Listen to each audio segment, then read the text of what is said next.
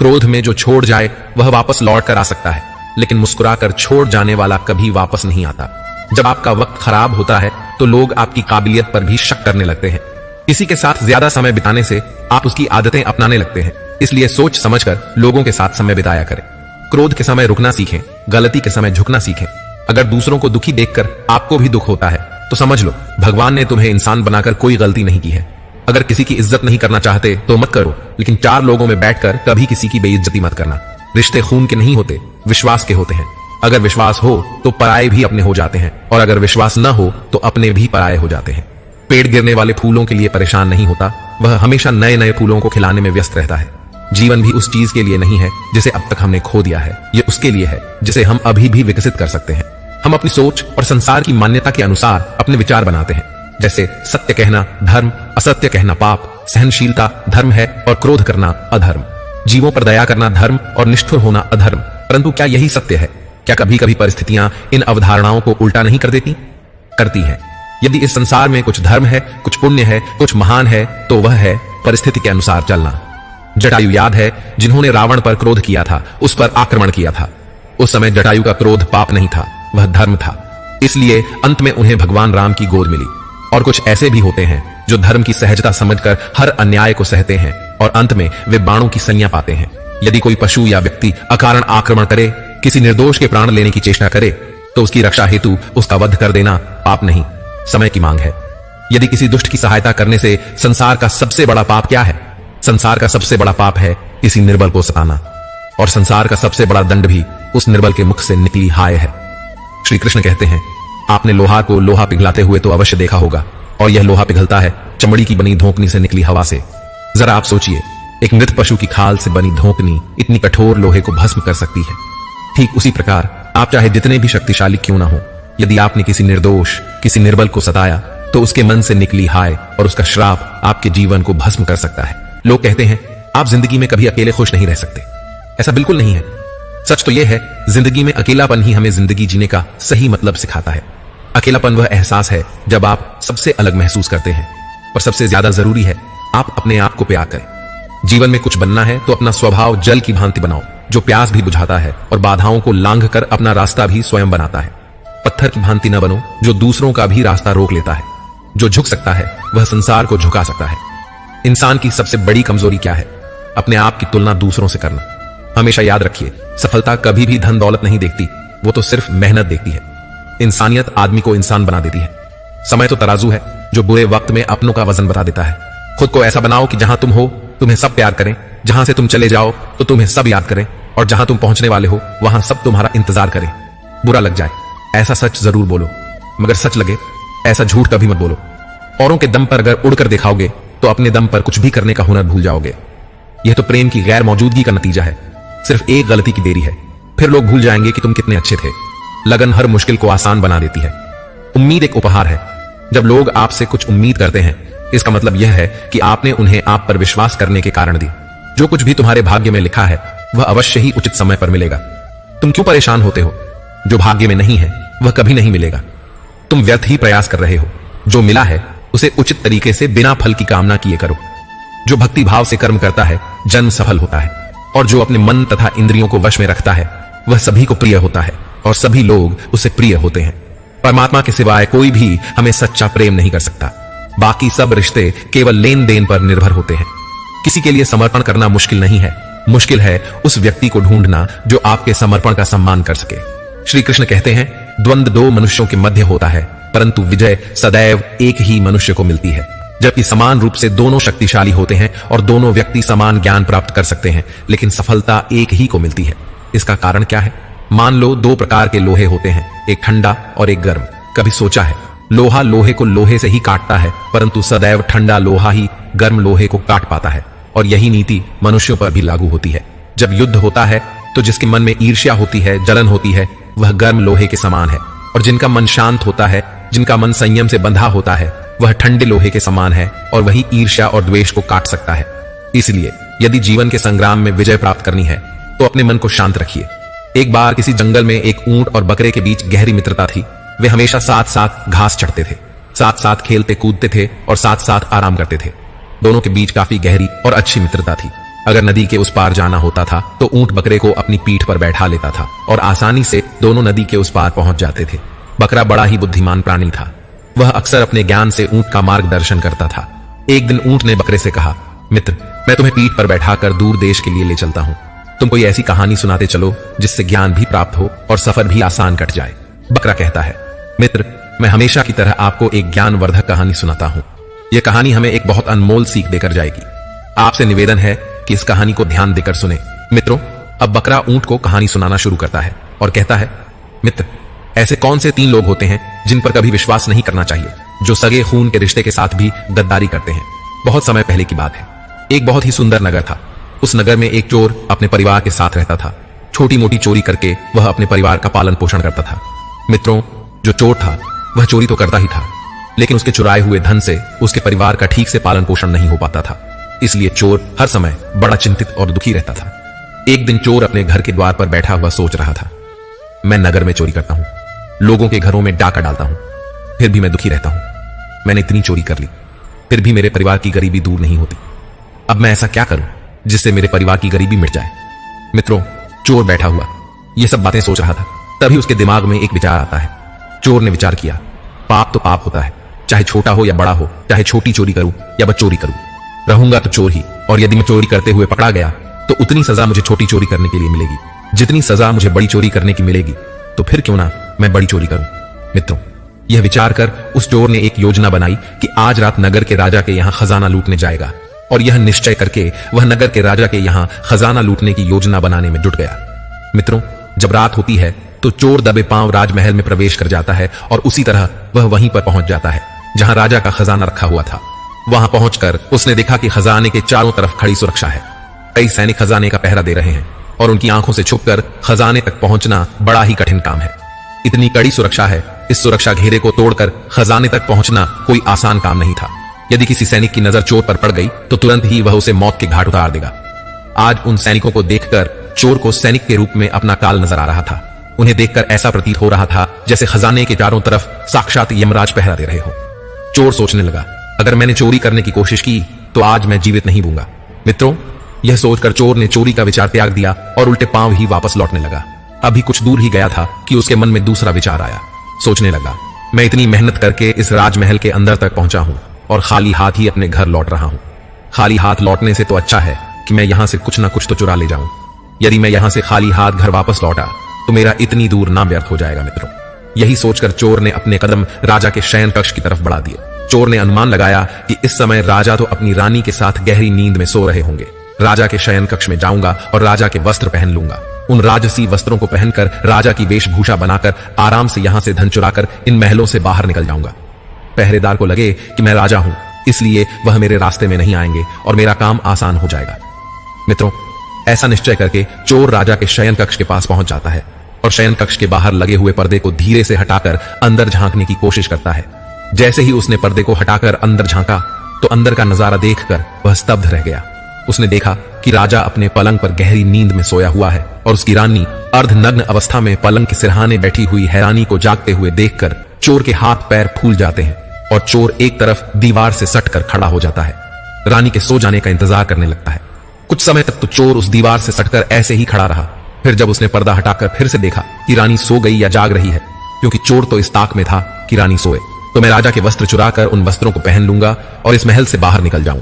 लेकिन चोर ने जब पर्दा हटाकर अंदर झांका तो उसने देखा कि रानी उसी अवस्था में बैठी हुई अभी भी जाग रही थी।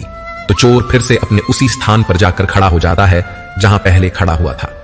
काफी देर खड़े रहने के बाद चोर ने विचार किया कि ऐसे मैं कब तक खड़ा रह सकता हूं, ऐसे तो मेरी कमर ही थक जाएगी। यही सोचकर चोर ने निश्चय किया कि शयन कक्ष के बाहर जो कुर्सी पड़ी हुई है उस कुर्सी पर बैठकर कुछ देर आराम कर लेना चाहिए और तब तक रानी भी गहरी नींद में सो जाएगी। मित्रों, यही विचार कर चोर दबे पांव उस कुर्सी तक पहुंच जाता है और उसी के पास पहुंचकर उस पर बैठने का प्रयास करता है। लेकिन यह क्या, जैसे ही वह चोर उस कुर्सी पर बैठा वैसे ही वह कुर्सी टूट गई और चोर जोर की आवाज के साथ जमीन पर गिर पड़ा। चोर के गिरने की आवाज से राजा की नींद तो नहीं खुली, लेकिन जैसे ही चोर के गिरने की आवाज रानी के कानों में पड़ी तो रानी नंगी तलवार लेकर अपने शयन कक्ष से बाहर आती है। बाहर उस चोर को देखकर रानी घबरा जाती है। उसने तुरंत तलवार चोर की गर्दन के ऊपर रख दी। बोली, तू कौन है और किस लिए यहां आया है? सच बताना, वरना मैं तेरा सिर धड़ से अलग कर दूंगी। मित्रों, जैसे ही रानी की तलवार ने चोर की गर्दन को छुआ तो चोर डर के मारे थर थर कांपने लगा। उसका पूरा शरीर पसीने से सराबोर हो गया। चोर हाथ जोड़ते हुए बोला, रानी साहिबा, मेरी जान बख्श दो, मैं गरीब हूं और चोरी करने के उद्देश्य से ही आपके के इन महलों में आया हूं। हे महारानी, मैं आपके ही नगर का एक छोटा सा चोर हूं और छोटी मोटी चोरी करके ही अपने परिवार का पालन पोषण करता हूं। आप मुझे मार दोगी तो मेरे बच्चे अनाथ हो जाएंगे। हे रानी साहिबा, मैं आपको वचन देता हूं कि आप इस बार मुझे छोड़ दो। आज के बाद मैं फिर कभी इन महलों को चोरी करने नहीं आऊंगा। हे रानी, मेरे छोटे छोटे बच्चे हैं, कृपया आज मेरी जान बख्श दो और मुझे यहां से जान। रानी जब चोर की इन बातों को सुनती है तो उसे कुछ तरस आ जाता है। फिर कुछ सोच समझकर रानी उस चोर से कहती है, सुनो, मैं तुम्हें एक शर्त पर छोड़ सकती हूं। तुम्हें मेरा एक काम पूरा करना होगा। अगर कर दिया तो मैं तुम्हारी जान भी बचा दूंगी और कुछ धन वगैरह भी दे दूंगी, लेकिन जाने से पहले तुम्हें मेरा यह काम करना होगा। चोर बोला, महारानी, आप जो बोलो मैं वही करूंगा। आपकी सभी शर्तें मुझे मंजूर हैं, बस आपको मेरी गर्दन से तलवार हटानी है। आप जो कहोगी उसे मैं करने को तैयार हूं। रानी बोली, यदि तुम जिंदा घर जाना चाहते हो तो तुम मेरी इन बातों को कान लगाकर सुनो। मेरी इच्छा यह है कि इस समय मैं काम से पीड़ित हूं। यदि तुम मेरे साथ समागम करो और मुझे संतुष्टि प्रदान करो तभी तुम यहां से जिंदा बाहर जा सकते हो। यदि तुमने मेरी बातों को नहीं माना तो तुम्हारा सिर और मेरी तलवार एक झटके में तुम्हारी गर्दन को धड़ से अलग कर दूंगी। अब सोच लो तुम्हें क्या करना है सज्जनों। चोर जब रानी के मुख से इन बातों को सुनता है तो रानी के इन वचनों को सुनकर वह और भी ज्यादा घबरा जाता है। चोर रानी से कहता है, रानी साहिबा, आप यह क्या बोल रही हैं? मैं कहां एक छोटा सा चोर और कहां आप इतने बड़े साम्राज्य की महारानी। मैं भला आपके साथ ऐसा सोच भी नहीं सकता हूं। यह तो मेरे लिए सोचना भी पाप है। मेरी इतनी औकात नहीं कि मैं आपके साथ ऐसा करने की सोचूं। रानी ने कहा, देखो, मुझे मत समझाओ कि क्या सही है और क्या गलत है। मैं कुछ नहीं सुनना चाहती। वास्तव में तुम्हें जान प्यारी है तो मैं जैसा कहती हूं तुम वैसा करो, वरना मरने के लिए तैयार हो जाओ मित्रों। रानी का ऐसा प्रस्ताव सुनकर चोर की जान हलक में टक गई। सोचने लगा, आज तो मैं बड़ी मुसीबत में फंस गया हूं। मैंने रानी की बात नहीं मानी तो रानी मुझे मौत के घाट उतार देगी। यदि मैंने रानी की बात मान भी ली तो यह बात राजा को पता चल गई तो राजा मुझे कहीं का नहीं छोड़ेगा। मित्रों, चोर बड़ी दुविधा में फंस गया। चोर सोचने लगा, अब मुझे क्या करना चाहिए, कैसे मैं इस मुसीबत से बाहर निकलूं। काफी देर सोच विचार करने के बाद जब उसे कोई राह नजर ना आई तो उसने रानी के साथ समागम करने की बात को स्वीकार कर लिया और रानी से हाथ जोड़कर बोला, रानी साहिबा, मैं आपके साथ समागम के लिए सहमत हूं, लेकिन उससे पहले मैं आपसे 5 मिनट की मोहलत चाहता हूं। मुझे बहुत जोरों की लघु शंका लग रही है। पहले आप मुझे लघु शंका से निवृत्त हो जाने दें, उसके बाद आप जैसा कहेंगी मैं वैसा करूंगा। चोर की इन बातों को सुनकर रानी ने चोर की गर्दन से तलवार हटा दी और उसी तलवार से पेशाब खाने का इशारा करते हुए बोली, देखो, सामने ही पेशाब घर है, तुम जल्दी से लघु शंका से निवृत्त होकर आओ, मैं तुम्हारा यहां खड़ी इंतजार कर रही हूं। रानी की सहमति मिलते ही चोर पेशाब घर की तरफ चला गया। रानी वहीं पर खड़ी होकर उसके लौटने की प्रतीक्षा करने लगी। मित्रों, जब चोर पेशाब घर के अंदर पहुंचा तो उसने देखा कि पेशाब घर में एक झरोखा बना हुआ है। उसने अपने दिमाग का उपयोग करते हुए अंधेरे का फायदा उठाया और रानी की नजर से बचकर वहां से भाग निकला। भागते भागते जब वह द्वार पर पहुंचा तो द्वार पर पहरा दे रहे एक सैनिक ने उसे पकड़ लिया और पूछताछ करने लगा। चोर पहले से ही डरा हुआ था। उसने सैनिक को सारा हाल बता दिया कि वह एक चोर है और चोरी करने के इरादे से इन महलों में आया है। साथ ही उसने यह भी बता दिया कि रानी की नजर मुझ पर पड़ गई है और अब वह मेरे साथ समागम करना चाहती है। किसी तरह मैं रानी को चकमा देकर अपने घर लौट रहा था, तभी आपने मुझे पकड़ लिया। सैनिक ने कहा, तुमने राजमहलों में घुसने का दुस्साहस किया है, मैं भला तुम्हें कैसे जाने दे सकता हूं। सैनिक के आगे हाथ जोड़ते हुए चोर बोला, बाबूजी, मैं बाल बच्चों वाला गरीब आदमी हूं, कृपया करके मुझे यहां से जाने दें। आज के बाद फिर कभी मैं इन महलों की तरफ मुड़कर नहीं देखूंगा। सैनिक ने कहा, ठीक है, अगर तुम इतनी विनती कर रहे हो तो मैं तुम्हें एक मौका दे सकता हूं, लेकिन मेरी एक शर्त है। चोर बोला, ठीक है भाई, आप भी अपनी शर्त बता दीजिए। मेरी रिहाई के बदले में आप मुझसे क्या करवाना चाहते हैं? सैनिक ने कहा, सुनो भाई, यदि तुम यहां से जाना चाहते हो तो तुम्हें एक बार रानी के पास जाकर रानी से कहना होगा कि मैं तुम्हारे साथ समागम के लिए तैयार हूं, किंतु उससे पहले तुम्हें अपने हाथ से राजा को मारना होगा। यदि तुम रानी से ऐसा कहते हो तभी मैं तुम्हें यहां से जाने दूंगा, नहीं तो मैं तुम्हें अभी शोर मचाकर गिरफ्तार करवा दूंगा। मित्रों, पहरेदार की इन बातों को सुनकर चोर और भी दुविधा में फंस जाता है। चोर सोचने लगा कि वैसे तो मेरे प्राण भी बच सकते थे, परंतु अब नहीं बचेंगे। चोर सोचने लगा कि यदि रानी से मैंने यह बात कही तो रानी मेरा सिर धड़ से अलग कर देगी। अब तो चोर को चारों तरफ मौत दिखाई दे रही थी। चोर सोचने लगा कि वह ऐसी कौन सी मनहू उस घड़ी थी जो मेरे मन में इस राजमहल में चोरी करने का विचार आया। मैं यहां नहीं आता तो ही अच्छा था। पहरेदार जोर देकर कहने लगा, जल्दी बताओ क्या सोचा है तुमने? रानी के पास जाते हो या फिर मैं शोर मचाऊं? चोर बोला, भाई तुम शोर मत मचाओ, मैं अभी रानी के पास जाता हूं और तुमने मुझसे जो बात कही है उसे मैं रानी से जाकर कहता हूं। इस प्रकार वह चोर मजबूर होकर रानी के पास जाता है और रानी के सामने वही बात रख देता है जो सैनिक ने बताई थी कि रानी साहिबा, मुझे आपके साथ संबंध बनाने में कोई ऐतराज नहीं है, लेकिन मुझे इस बात का डर है कि यदि किसी तरह महाराज की नींद टूट गई और उन्होंने हमें देख लिया तो ना आप जिंदा बचें और ना ही मैं चोर बोला। हे रानी, यदि आप मेरे साथ समागम चाहती हो तो उससे पहले आपको अपने पति का सिर काटना होगा। अगर आप मेरी इन बातों को पूरा करती हैं, मुझे आपके साथ संबंध बनाने में कोई आपत्ति नहीं है। यदि आप मेरी बातों से नाराज हैं तो मैं राजा के हाथों से मरने की अपेक्षा आपके हाथों मरना उचित समझूंगा। चाहो तो आप मुझे मार सकती हैं। मित्रों, कामाग्नि में अंधी रानी चोर के मुख से जब इन बातों को सुनती है तो चोर की बातों को सुनकर वह कहती है, बस इतनी सी बात रुको, अभी मैं राजा साहब को मौत के घाट उतार देती हूं। और इतना कहकर रानी शयन कक्ष के अंदर चली जाती है और एक ही बार में महाराज का सिर धड़ से अलग कर देती है। मित्रों, जैसे ही रानी ने राजा का सिर काटा, पूरा शयन कक्ष राजा के लहू से लथपथ हो गया। रानी भी राजा के खून से पूरी तरह भीग गई थी। राजा की मौत के बाद रानी ने उस भयानक मंजर को देखा तो उसे देखकर रानी बेहोश होकर गिर पड़ी। चोर को भी मौका मिल गया, इसलिए चोर भी चुपचाप वहां से फरार हो गया। इधर जब अगला दिन हुआ तो अगले दिन की सुबह जब राज कर्मचारियों ने देखा कि राजा के शयन कक्ष में राजा की सिर कटी लाश पड़ी है और राजा के पास उनकी रानी बेहोश पड़ी है, तो इस नजारे को देखकर राजमहल में शोर मच गया कि कोई राजा साहब को मार गया है। मगर राजा साहब को मारने वाला कौन था, इस बात का किसी को कुछ पता नहीं चल पाया। लोग बड़े आश्चर्यचकित थे कि इतना कड़ा पहरा होने के बाद भी भला राजा साहब को कौन मार गया। रानी भी दहाड़े मार मार कर रो रही थी, उसका भी बुरा हाल था। राज कर्मचारियों ने काफी तलाश किया, लेकिन किसी को यह पता नहीं चला कि राजा साहब को किसने मारा है। मित्रों, इस रहस्य को पूरे राज्य महल में एक सैनिक ही जानता था, जो कल रात उस चोर से मिला था। उसे पक्का यकीन था कि रानी और चोर में से किसी एक ने ही राजा को मारा है, परंतु उसने इस बात की चर्चा किसी से नहीं की, क्योंकि उसे ऐसा लगता था कि मैंने यदि किसी को इस बारे में बताया तो कोई भी मेरी बातों पर यकीन नहीं करेगा, उल्टा मुझे ही दोषी ठहराया जाएगा। यही सोचकर उसने अपना मुंह बंद रखा। और दूसरा कारण भी था कि जब सभी लोग राजा के अंतिम संस्कार की तैयारियां कर रहे थे, उसी समय रानी ने घोषणा कर दी थी कि वह अपने पति के साथ सती होना चाहती है। जब लोगों ने सुना कि रानी अपने पति के साथ सती होना चाहती है, तो इस घोषणा से उनके भी मुंह बंद हो गए, जो दबे छुपे रानी पर संदेह जता रहे थे। क्योंकि रानी अगर राजा साहब की हत्या करती तो फिर वह राजा साहब के साथ सती क्यों होती। मित्रों, जब राजा के अंतिम संस्कार की तैयारियां पूरी हो गईं, तो राजा के मृत शरीर को शमशान घाट ले जाया गया। शमशान घाट जाकर राजा के अंतिम संस्कार के लिए चिता चुनी गई। रानी भी अपने पति के साथ चिता पर जाकर बैठ गई। सब नगरवासी बारी बारी से चिता पर लकड़ी लगाते जा रहे थे और राजा रानी को प्रणाम करते हुए आगे बढ़ते जा रहे थे।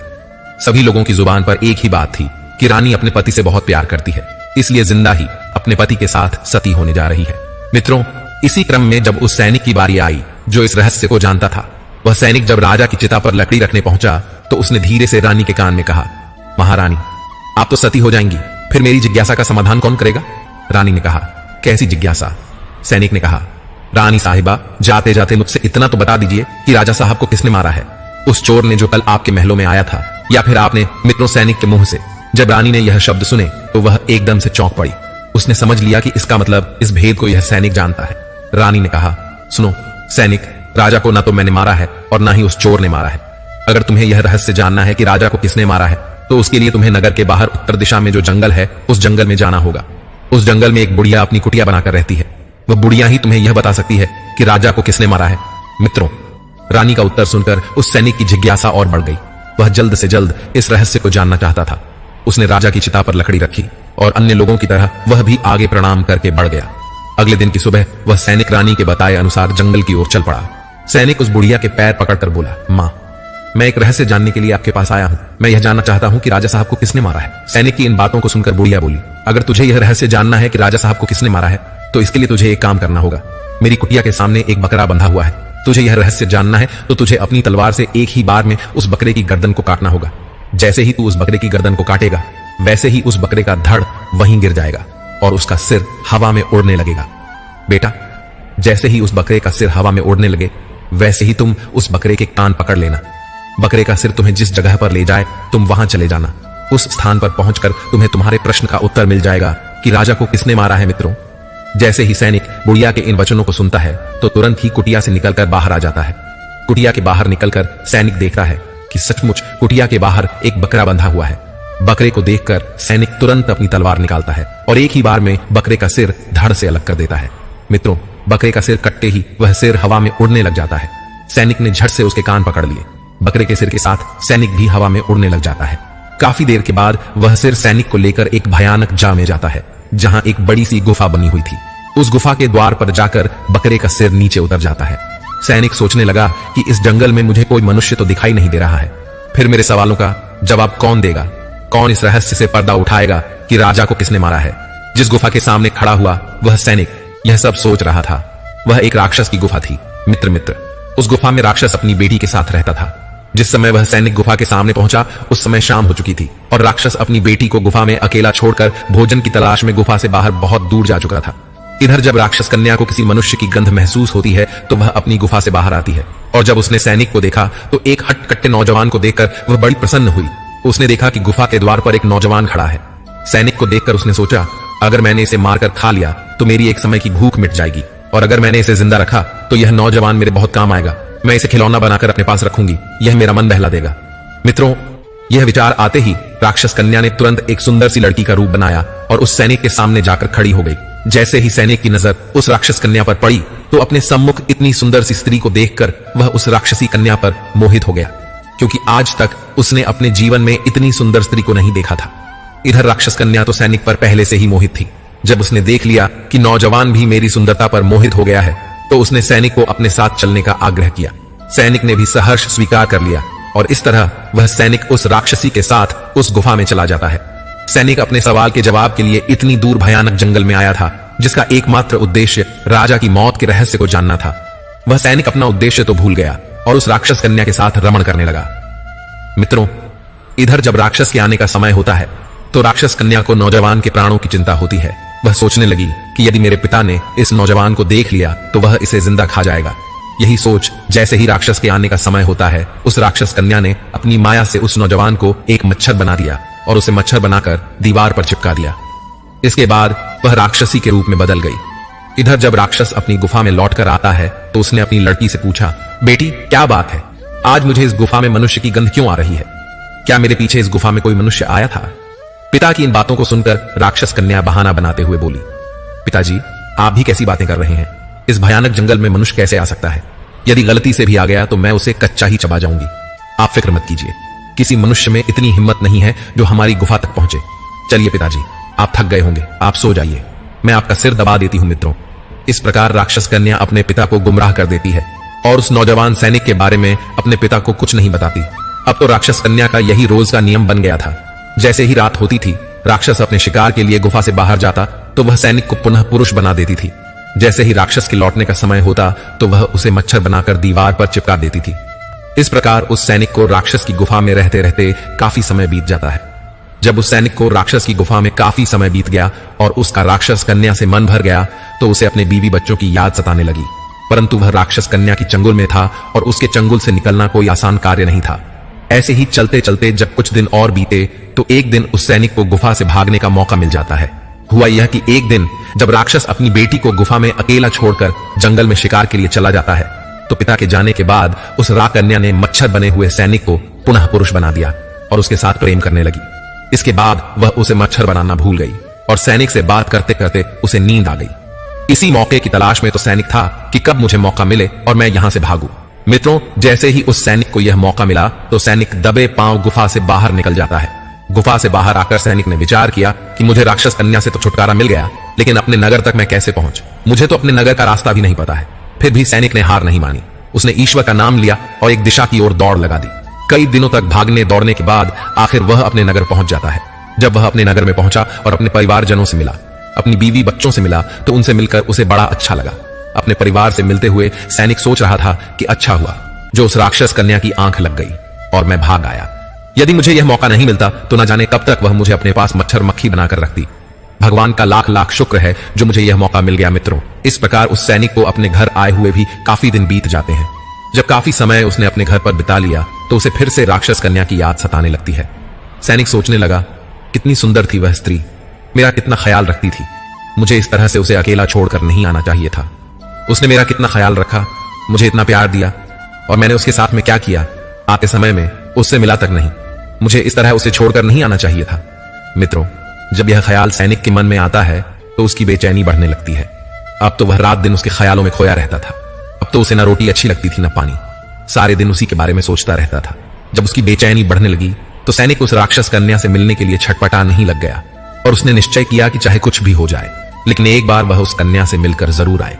यह निश्चय करके सैनिक उस बुढ़िया के पास में पहुंच जाता है और उस बुढ़िया से हाथ जोड़कर कहता है, मां जी, जिस स्थान पर आपने मुझे पहले भेजा था उसी स्थान पर मैं दोबारा से जाना चाहता हूं। बुढ़िया ने जब सैनिक को देखा तो वह बुढ़िया सैनिक को देखकर पहचान गई कि यह वही सैनिक है जो कुछ दिन पहले मेरे पास राजा के हत्यारे का पता लगाने के लिए आया था। बुढ़िया बोली, बेटा, जिस काम के लिए मैंने तुम्हें उस जंगल में भेजा था, क्या तुम्हारा काम अभी पूरा हुआ या नहीं? सैनिक बोला, मां छोड़िए उन बातों को, मुझे उन बातों से क्या लेना देना कि राजा को किसने मारा। मैं तो उससे भी ज्यादा जरूरी कार्य के लिए आपके पास आया हूं। मां जी, बस एक बार आप मुझ पर कृपा कर दो और मुझे उस स्थान पर पहुंचा दो। बस मैं एक बार उस स्थल पर जाना चाहता हूं। मित्रों, अब तो सैनिक उस बात को भूल चुका था कि मैं पहली बार इस बुढ़ी